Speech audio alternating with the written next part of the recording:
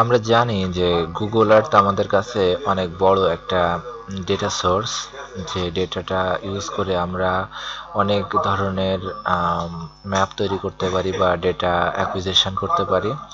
যেমন যদি আমার একটা স্টাডি এরিয়া হয়, সেখানকার water body, vegetation, field, settlement area, road, river, যে কোনো ধরনের ফিচার আমরা ড্র করতে পারি।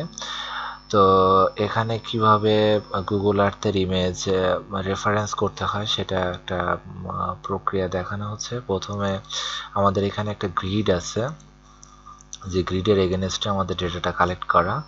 তো গ্রিডটার যে লোকেশনটা সেটা বাংলাদেশে, মানে সেটা পৃথিবীর লোকেশনের সাথে ঠিক আছে। তো গ্রিডের যে প্রপার্টিসটা হলো করে নিয়ে গ্রিডের যে লেভেল ফিচারটা সেটা ওকে করে দিই।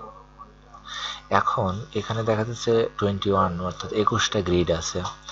এর এগেনস্টে আমাদের এখানে 21টা ইমেজও দেওয়া আছে, বা যে ইমেজগুলো ডাউনলোড করা এই গ্রিড অনুযায়ী।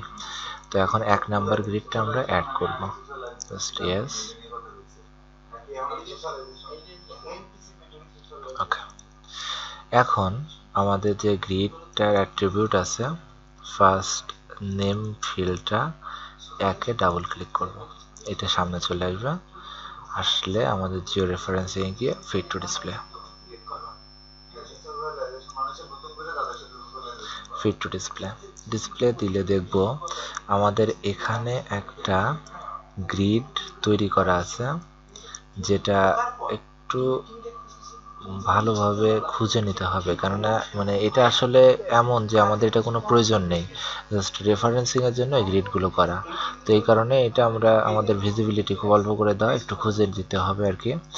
এখন এটা দেখা যাচ্ছে যে যদি জুম করে যখন পিক্সেলে চলে আসতেছে, দেখা খুব একটা ভালো যায় না।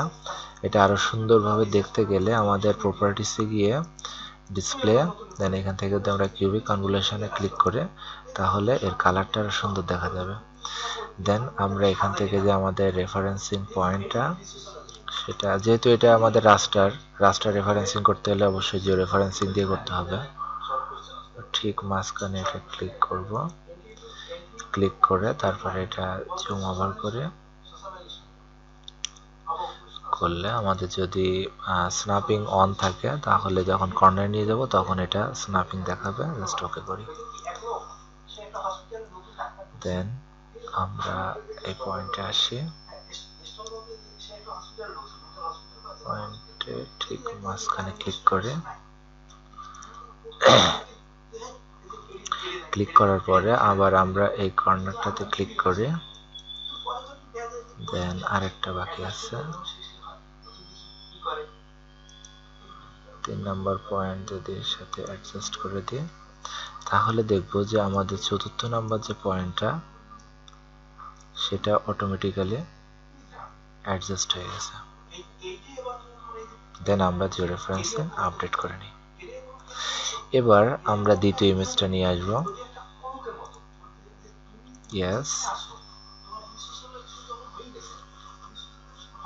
ওকে। এখন আমরা 2 নাম্বার আমাদের কাছে যে গ্রিডটা আছে সেই গ্রিডটা সামনে নিয়ে আসবো। এখন আমাদের খেয়াল রাখতে হবে জিও রেফারেন্সিং অন যেহেতু কমপ্লিট, আমাদের 2টা সিলেক্ট করে নিতে হবে। দেন জিও রেফারেন্সিং গিয়ে ফিট টু ডিসপ্লে। এবার একইভাবে আমাদের ওই কর্নারটা বের করতে হবে। যদি আমাদের ভিজিবিলিটি সুন্দর করে দেখতে চাই, তাহলে 2তে একইভাবে আমাদের যে ডিসপ্লেটা কিউবিক কনভলিউশনে করে নিব। দেন এখান থেকে ক্লিক করব,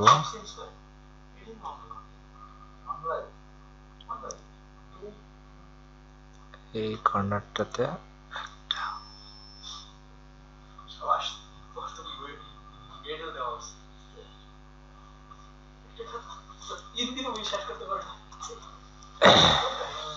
দেন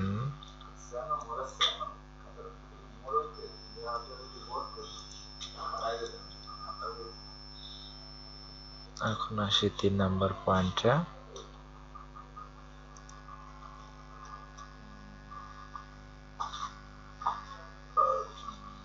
ওকে, এখন জিও রেফারেন্সিং আপডেট করে দিলাম, কারণ 4 নাম্বার পয়েন্ট অটোমেটিক মিলে যাবে। এখন যদি আমরা এর এডস গুলো দেখি, তাহলে দেখব যে রিভারের সাথে একদম ম্যাচিং মিলে গেছে, বা অন্যান্য যে ল্যান্ড ইউজ ফিচারগুলো আছে তার সাথে একদম পুরোপুরি বর্ডার টু বর্ডার মিলে গেছে। এটা যদি আমরা অফ করে দিই তাহলে জিনিসটা আরো ক্লিয়ারলি বুঝতে পারবো। এভাবে আমি সবগুলো ইমেজ যদি একে একে 21টা ইমেজ যদি আমি এখানে রেফারেন্সিং করে ফেলি তাহলে আমাদের টোটাল যে ইমেজটা দেখাবে সেখানে আমাদের সব ধরনের ফিচারই আমরা পাবো। এখানে আমরা ইচ্ছা করলে আমাদের রিভারটা ড্র করে নিতে পারবো, এখানে যে আমাদের জমিটা আছে সেটা মাপতে পারবো, সবকিছুই করতে পারবো। তো আমাদের এখানে যে রিভারটা আছে তার উইথটা যদি আমরা এখন দেখতে চাই তাহলে জাস্ট রিভার উইথে ক্লিক করে আমরা যদি ইউনিটটা ডিস্টেন্স মিটারে দিয়ে দিই, দেন এখান থেকে এইটুকু কতটুকু পানি আছে সেটা যদি খেয়াল করি তাহলে দেখবো যে অনলি 10 মিটার পানি আছে এই খালটা। ঠিক আছে, এখন যদি আমরা কোনো একটা প্লটের এরিয়া মেজার করতে চাই যে কত স্কোয়ার মিটার, সেক্ষেত্রে কিন্তু